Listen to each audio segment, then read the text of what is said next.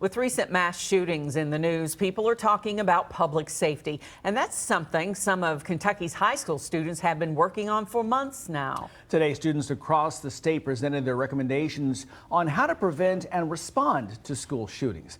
LDX 18's political reporter Carolina Buchek has tonight's big story at 6. We hear a lot about what's being done after school shootings or how to prevent future ones from happening.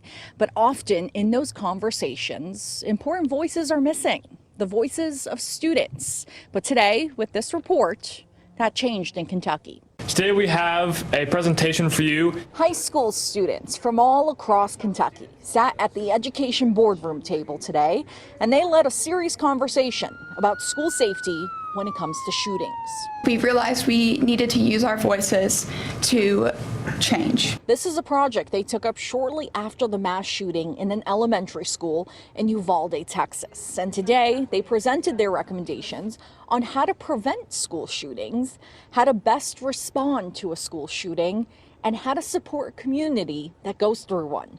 Their recommendations include everything from supporting gun control and improving active shooter drills to providing mental health support. Kentucky's education commissioner said it's important to hear directly from the students because they're the ones that are most impacted by school shootings. They're the ones that are under the threat of this on a regular basis, and they're the ones that are most directly living through the preparation and the drills and thinking through the impact. And students say it's impossible to not think about this stuff. It's a sad reality that we face as students. Do you feel safe in school? I think that I do feel safe in my school, but I would say that in relation to the school shootings, I kind of think of it in the back of my head. It's just something to be aware of in the current world that we live in. It's the what ifs that stay in the back of their minds. My school is mostly glass, so we do look around sometimes and just wonder how safe we would be if that were to occur. In middle school, I had a teacher who told me, like, if there's ever like a shooter in the halls, like to run in like zigzag, and I laughed at it at the time because I didn't even like think anything of it. And now, like, growing up, being older, being a high schooler, you know, like, you can't laugh at these things anymore. They're real, they're serious. And that's what students told State Representative James Tipton today. As the chairman of the House Education Committee, he promised to take this report back to the Capitol.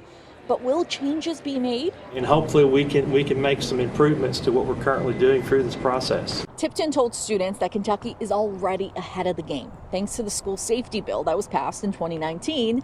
But he said more can always be done. We still need funding for SROs. We need funding for more mental health counselors in the school. There are some other things that we can do to harden schools, like I mentioned, bullet-resistant glass. And making sure every school has a foyer or vestibule, so there's a second boundary for them to go through before they have access to students. So work will continue with student voices this time. In Frankfort, Carolina Buchek, LX 18 News.